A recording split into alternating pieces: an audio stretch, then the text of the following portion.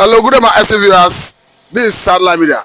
Mr. Rafubochi, let us look at this statement that came from Sheik Gumi, advising Southeastern governors to arm some Igbo youths to fight IPOB. You understand that IPOB means indigenous people of Biafra. Yeah, for all of us. So does it mean this is a war declared against Biafra by Sheik Gumi? Yeah, Sheik Gumi is trying to stir up a serious escalation among the Biafran nation. It's just like a serpent, story he told Eve during the creation of heavens and the earth. The serpent went to the Eve, deceived Eve, and today we have seen how far woman had gone, after obeying, the serpent to at least deviate from being God's #1 interest. So Sheik Gumi is giving such solution among Igbos, to the Igbos to begin to arm themselves, and that will begin to look like, militarization of southeastern Nigeria. Because if the youth arm themselves against IPOB, it means arming myself against myself. There will be chaos, bloody chaos in that region. And wherever they come from, we know how to hold them. When they are using their subtle brain on us, we actually tell them that we are more dangerous than snake. What Sheik Gumi has said, I think, has attracted international criticism all over the world. The American, the Israeli, and the rest of the world, especially the almighty country of interest in this Biafra declaration, that is Finland. Finland has actually picked offense because that statement is not only incriminating but very dangerous to the Igbo nation. We actually understand that if we obey such instruction from Fulani man, I think Kosovo, Vietnam, and even Southern Sudan will be better off than Igbo land. If Igbo youths are well equipped with arms, Nigeria will go into another one that is more bloodier than Nigerian Biafran civil war, a pogrom that at least lingered from 1967 to 1970, 36 months. And this Fulani man is giving us another suggestion to throw our region into that kind of chaotic commotion. Don't you think that Fulani has come to this part of the world to occupy, divide and rule, buy and possess? These are parts of Fulani, agenda. And this agenda has failed because right from onset, a prophet from Igbo land, the Mosaic prophet Mazin Nnamdi Kanu, that is now incarcerated, actually prophesied that time shall come, they will all leave the bush and come into the town, started buying people in the township. And you can see what is going on in Southwest.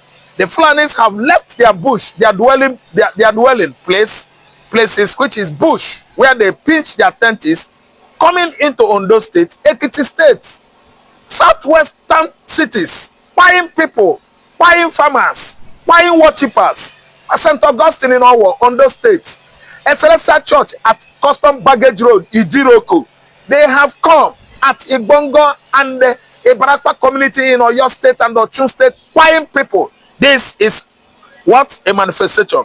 Manifestations of Nnamdi Kanu's was prophecies in the past. That's why I'm imploring every Igbo man to join us on this struggle against Fulani Islamization process. They have come to possess our land, rule over us, buy us, draw their sword into Atlantic Ocean, meaning they are going to take over the whole coastal line of Biafra, from Bight of Guinea down to Bight of Benin, even up to Badagry. Fulani is going to take everywhere. That is their own plan. So what we are saying now is that the Igbos should turn their back on that kind of suggestion from Gumi, Sheik, an Islamic clergy. Imagine somebody that is talking to God, believing that God is #1, Muhammad is second, is trying to cause this kind of bloody mayhem in Igbo land. Do you know what it takes to arm the Igbo youths? If the Igbo youths arm themselves against IPOB, that's against themselves, I don't think Abuja will be safe. I think Sheik Gumi, Saudi Arabia should hype up the former ban. They're supposed to garnish it more for the clergy not to set his foot again on Medina soil or Mecca. Okay, now let us look at it from this angle, because the Southeastern governors, the political class, has always been accused of betrayal, of sabotage, Do you think the Southeastern governors can be trusted not to heed the advice of Sheik Gumi? No, no, they can never. They can never. The one they did in the past about arming a security outfit called Ebubago, they are regretting this time around because most of those Ebubago security outfits, they have been misusing the weapon, using it to settle scores among the Igbo brothers. And it's obvious that they found out. That's why they dismantled Ebubago. What is on board now is Ago Nechemba. I think Ago Nechemba, the name of that group that discovered the hotel. Is, I think it's a security architecture by Anambra State. Anambra State, yes. So that Ago Nechemba and Echiete Kakogene. Udogachi, Ago Nechemba and Udogachi is newly initiated one by Soludo, and they are making what? Good results. Why? The hotel discovered in Anambra State, they discovered there were 30 graves upstairs, the topmost roof of that hotel, and the owner is bragging with security operatives. They're interrogating him now. Then there are other criminals in the hideout, you know, criminal camps hideout in Anambra State. They busted them and get all of them arrested. And I've never seen them arrested anybody that said, I am IPOB or I am ESN or I am BLA. No. They are doing the security work, you know, assigned to them by Anambra. They are diligent in that. They are very, very diligent. They know who is who. They are arresting Fulani. 3 Fulani headers were arrested. They kidnapped someone in Anambra State. During the inquiry and the investigation, they were apprehended by Udogachi. I don't know what I understand. And Agune Chamber got 3 of them arrested. They were Fulani, and they have they have actually confessed to the to this criminality, to the crime they committed. So they are doing well. Then what I'm trying to say again is that the governors in the Southeast, I think they are beginning to be, apprehensive about this Fulani divide and rule of a thing. Actually, if not, by now they would have begun to, they would have militarized everywhere by providing arms for the Igbo youths to fight against themselves. But you can see now that game over for the Fulani oligarchies or oligarch. The solution or suggestion from Sheik Gumi is what the whole world is using right now to judge the Fulani nation and the Nigerian nation, especially Israel and Finland. They have picked up that point, thereby exonerating and setting free Mazi Simon Ekpa. Actually, they've seen that Nigerian government, the Fulani hegemony, they are the problem of insecurity we have across Nigeria. Okay, now let us take attention to Finland, because in what looks like Finnish authorities turning down maybe approach of Nigerian government for extraordinary rendition of Simon Ekpa, we have seen that it was reported that the Nigerian government was invited to ICC by Finnish authority and to prove their case. Because ordinarily, if rendition was possible, I don't think Simon Ekpa will see be in Finland. Maybe he's been in Nigeria today. What is your take? Yeah, I told you that on, over and over again, that Finland is pranking on Nigeria. That was when the rumor mongers were, on it, last month and last year, that Simon Ekpa is going to be extradited, that Nigerian government will try him here. Then the one that CDS, the chief of, I think, the defense staff, Christopher Musa, was, selling around to the globe that Ekpa must be extradited, that Nigeria must embrace the visitation, the invitation by ICC. I told people that these people are just pranking on Nigeria, because one thing that is very, very sure is you've not honored the invitation by ICC. Why are you still want to kill the so-called assailants, the so-called accused, Nnamdi Kanu and what do you call this man, Simon Ekpa? You should at least honor the invitation by ICC. That is when rendition is possible. You can't do that without meeting up with international documents or law or legality, because you must go to ICC and prove yourself beyond reasonable doubt to the court, international court, that Simon Ekpa is a killer. But you've not done that. You are fidgeting anytime you are invited by ICC. Nigeria has not been able, to substantiate their evidences that this young man has actually committed the offense he is being held for in Finland. And they are talking about renditioning him, dancing, singing around. I said, you people don't know what you are doing. I said, CDS, Christopher Musa, doesn't know what he's doing. Because it is obvious that Nigeria is the one that is erring and the culpable here. But the one that is causing insecurity in the southeastern Nigeria. If I may ask you, what of the argument in some quarters that because of the presence of somebody like Bianco Ojukwu in this government, that Finnish government could be pressured to do the bidding of Nigerian government, owing to who Ojukwu is, or rather was, and owing to the wife. But again, some people have argued that Nigerian government may have entered into a deal with Finnish authority for crude. I told you earlier that Simon Ekpa is about exchange for crude oil. Crude oil exchange for Simon Ekpa, yes. I said it over and over again last week and even this week. And they actually failed to succeed because of some persons that don't control their mouth. Sheik Gumi's, utterances, yes, Igbos, contributed more to it.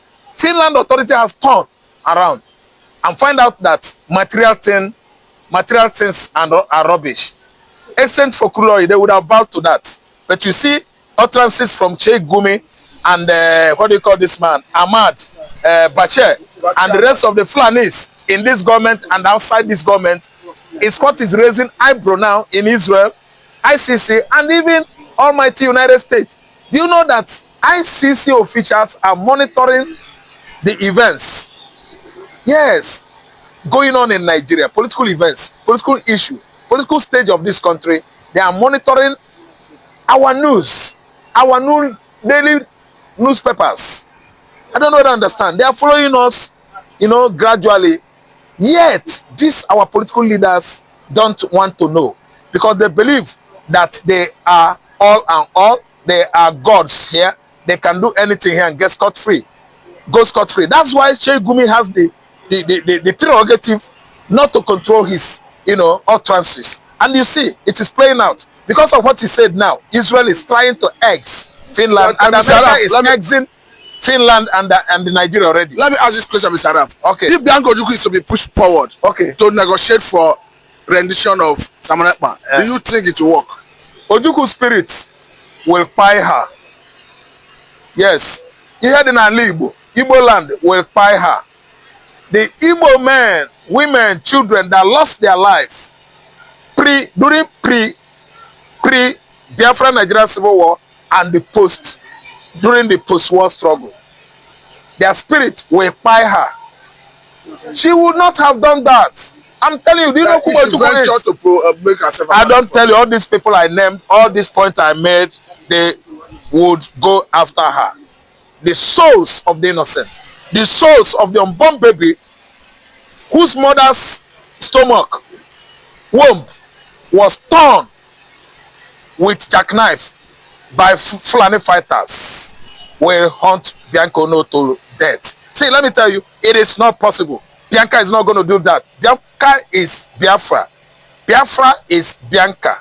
Everything that Bianca represents is embedded on Biafra struggle.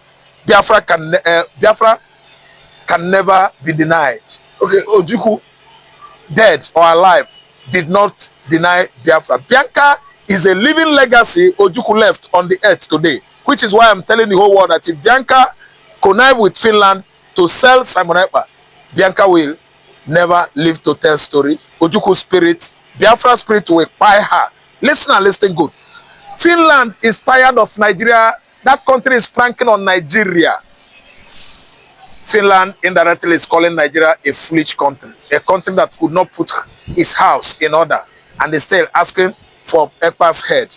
Ekpa, you are talking about, is our citizen. Nnamdi Kanu, that is the chief Comptroller General, Director General, IPOB, has been castrated for how many years now? One in the courts, 2-3 times. You still hold him. Ekpa coming into Nigeria. Do you people get sense at all? Okay, Mr. Finland has actually pranked on Nigeria successfully, and there's nothing Nigeria can do about it. Lastly on this, Mr. Araf, Bianco Ojukwu tacitly the other day talk about his commitment to securing Nnamdi Kanu release. Yes. Do you see sincerity in that? There is sincerity on that. He has been trying, working around the clock to do it. But hate and ethnic bigotry is what is playing out here. Each time Tinubu wants to release Nnamdi Kanu, the Fulanis will rush, threaten him, intimidate him. He will stop. Fulani is the one holding him. But if you ask me, I tell you that on the basis of cowardice, Tinubu is the one. Because Tinubu is afraid of Fulani. Tinubu is afraid of Fulanis. Tinubu is Nigerian president. Tinubu can do anything. Tinubu can go along today and sack Fulanis from Nigeria. Fulani will run into desert, all of them. Because Tinubu is the chief commander of armed forces. I'm telling you, commander-in-chief of the armed forces, Federal Republic of Nigeria. He can do anything within his strength, willpower to do what?